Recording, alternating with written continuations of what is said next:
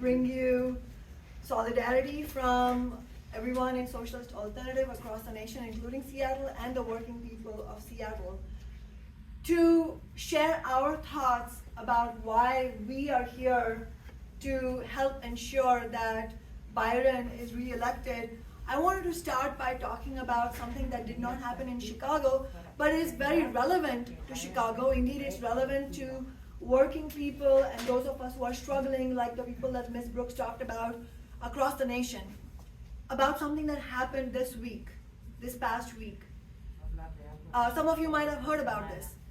Hundreds of thousands of railroad workers who go to work every single day and help ensure that our trains don't get into accidents, let alone fatalities, have been struggling for the very basic need. This is in the richest country in the 21st century, for a few days of paid sick leave so that they can actually sleep and come back to work refreshed, or have time to attend a funeral of a family member, or help their partners raise their children, help with the babies. And because they had the temerity to demand that they should have paid sick leave in their union contract, just like Ugo said about how the capitalist class, the real estate developers, Amazon, and billionaires like Jeff Bezos went after us in Seattle, and have done so many times. We're not the only ones they have gone after. They went after these railroad workers. And who else went after them? Yes, it is the billionaire class. It is the people who have made billions of dollars to the railroad industry during the pandemic, when we were told to engage in a shared sacrifice because it was a problem for everyone. Well, the billionaires didn't sacrifice during the pandemic. No, they didn't. But it wasn't just the billionaire class, and this is, I think, a point that needs to be underscored this evening. The Biden administration and the Democratic Party and the Republican Party, the news will give you the impression that they don't agree on much. And yes, they have disagreements amongst others. But what is the one thing that the Democrats and Republicans agree on? It is that screw the working class. That's right. The White House and the US Congress represents the interests of the wealthy, not of ordinary people. And as unbelievable as it might seem to us, this is exactly what they did.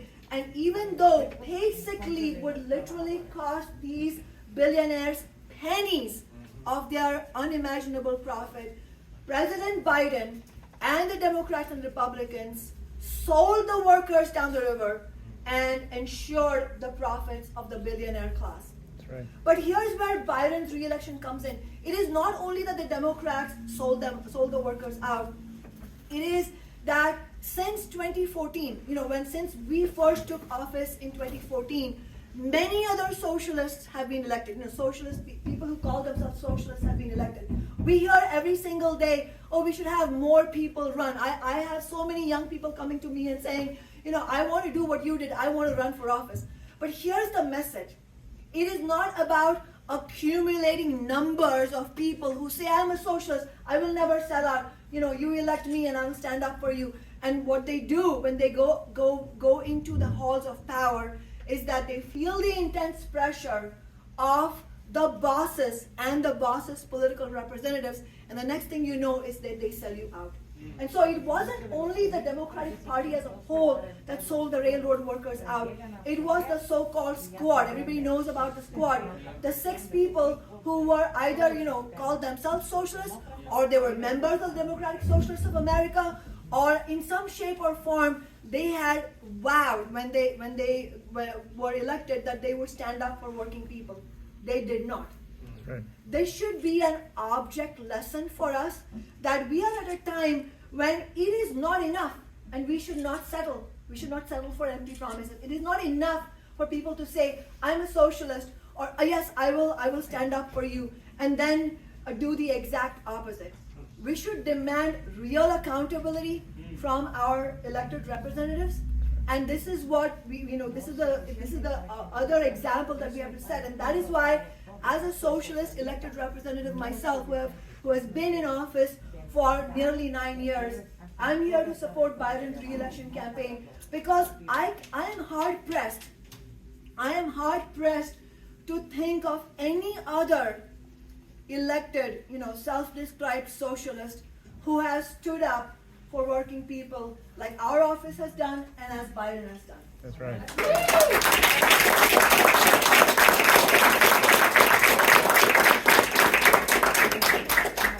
Those of you who live here in Chicago and you're here to support Biden's campaign, I need hardly tell you all the things that Biden has done and all the number of ways in which he has proven that he is not selling out. Instead, he's putting his own neck on the line to stand up for the interests of poor people, working class people, those of us who are marginalized and invisibilized. And I want to use the few minutes that I have to to share what we think in Socialist Alternative in terms of why this campaign is important, what we will need to do in order to win, and also why the Tax Amazon movement is important. But just quickly on Biden, the question of police accountability, affordable housing, what the Chicago city budget does, whom do they fund? Do they fund the police and the billionaires' interests and the real estate developers' interests, or do they fund housing and social services for us? The question of the environment and climate and in our neighborhoods, do they move a scrap metal shredding company from a wealthy neighborhood into Pilsen? Those sorts of questions, all of these things that Biden has stood on the correct side of history on, all of these questions represent, they're sort of all interlinked into one fundamental question, and that question is, who has the right to the city? That's right. And at this moment, unless we build a massive fight back, not only to re-elect Biden, but to really fight to assert the control of working people on our cities, we are going to continue to lose out. As Ugo was saying, working people, black and brown people are being pushed, poor people are being pushed out by droves out of our city. And it is not only the story of Chicago, this is the story of New York, it is the story of Houston, Texas, it is the story of Seattle, it's the story of Los Angeles. And in fact, this is happening internationally, all the way from Seattle to Chicago to London to Mumbai, my home city. Everywhere, working people and the poor are being told, your lives don't count. What counts under capitalism is the endless greed of the billionaire class, of the very wealthy. And that is why Biden's campaign, re-election campaign, and the Amazon tax movement to raise revenues, to raise funds for people to be able to build affordable social housing is crucial. But I want to say, it is important that we talk about why we should be doing this. It's also important to talk about how we can win all of these things. And so in the remaining few minutes that I have, I wanted to tell you that we would not have been able to win the 4 election campaigns, 4 including the recall that you mentioned, 4 election campaigns, and the Amazon tax movement, also winning the $15 minimum wage when we made Seattle the first major city to win that in 2014. We would not have won any of these victories had we in Socialist Alternative taken the approach of, well, I am this one person, I'm someone great, and I'm not going to sell out, and then proceeded to try to make peace with the others on the city council. Had I gone into City Hall thinking, these are my colleagues, I need to somehow find common ground with them, we would not have won anything, and I would have sold out, and this would not have been the story we would have been talking about tonight.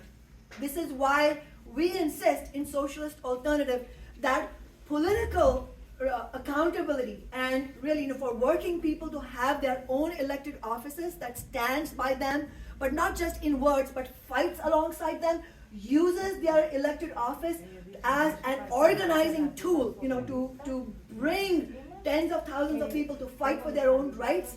This is not possible on the basis of personality politics. That is why Biden's approach of rooting himself among ordinary people is so crucial, because Biden alone or I alone could never achieve anything. The reason we are such a threat to the ruling class that we are is because we understand that this office, it belongs to the people. Our elected office belongs to the people. We win the office through collective effort, and then we have to use the office to build collectively. And when we fought for our every election campaign, as I said, and the Tax Amazon campaign, the reason we won was because we were crystal clear that none of those other elected officials are on our side. The city council has 9 city council members. I mean, it's a much smaller city than Chicago. But the story is the same. The numbers don't matter. The point is that there are 9 city council members in Seattle. We are 1 socialist. There are 8 Democrats. And in fact, there are many women of color on the city council. Many of them are Latina. They will say they stand with the Latina community and so on. But what we have seen over and over again, and this is a story that is crucial for Chicago as well, with a black mayor and so many other people of color city council members who are not standing with the black and brown working people, is that these elected officials will relentlessly use identity politics to try and divide working people. They will stand in front of the BLM rallies and say, I am Latina, I am black, I stand with you. And then 2 months later, sell out the BLM movement. That's right. So when we were fighting for the Amazon tax, not one of these city council members, these so-called women of color or the men of color, they did not stand with us. In fact, they attempted to use backroom deals to try and defeat us. And the only reason we were able to win, as I said, was because we were clear that in order to win, we have to understand that our loyalty lies not with those elected officials. Our loyalty is with ordinary people, and they may hate us. And as a matter of fact, I completely agree that if you don't have haters among the powerful and the rich, then you are definitely fucking up.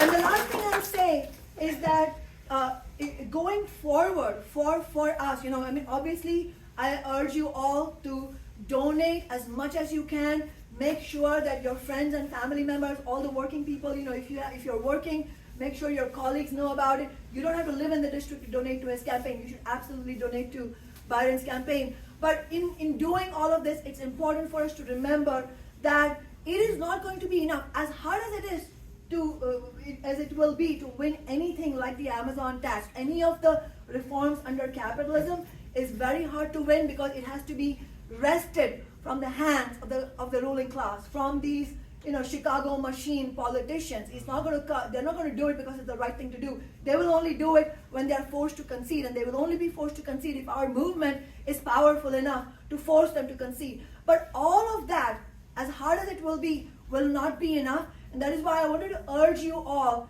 as you go home tonight, to remember that it is not going to be enough to just fight for reforms. We have to fight to change society in a much more permanent way and understand that whether we're talking about pandemic or inflation or the climate crisis, capitalism is simply not working for us. That is why I'm a socialist. That is why Byron is a socialist, because we believe that we need a different kind of society, and that fight starts with, first of all, holding out a vision for what is possible. A different kind of society is possible, but we're going to have to fight for it, and we have to do two things at the same time. Fight for Biden's election and for winning the Amazon tax, but at the same time, keep in mind that we need to bring people together on the basis of understanding that fundamentally, capitalism is never going to work for us. We need socialism, and we need that internationally. And one of the first steps to winning that is that working people need a party of our own. Yeah, Democrats and Republicans don't work for us. They work for Wall Street. We need a party of our own.